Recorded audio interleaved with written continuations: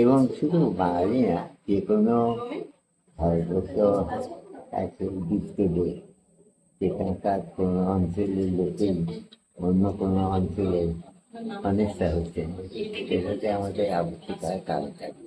তা বাঙালি হোক, বাংলাদেশি হোক, পাঞ্জাবি হোক, যে কোনো জায়গা থেকেই, সমস্ত দেশেই মানুষকে, প্রথমটা সব মানুষকেই সম্মান দেওয়া, আর বিশেষত স্বদেশী মানুষদের যে তাদের যে অধিকার আছে সেগুলো মূল্য স্বীকার করা বেশি প্রয়োজন আমার।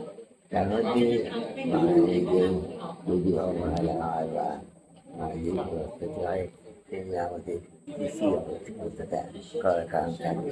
কিন্তু এটা শুধু বাঙালির প্রশ্ন না, এটা একটা যুক্ত দেশ ভারতবর্ষের, আহ, যে তাদের নাগরিক যে এবং তাদের সঙ্গে যুক্ত মানুষদের যে অধিকার এবং তাদের আনন্দ করে থাকার সুযোগ, সেগুলো তো আমাদের মানতে হবে।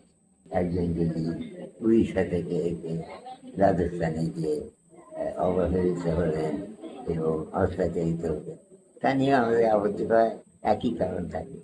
এটা নিয়ে কিন্তু আলোচনা করার প্রয়োজন নেই।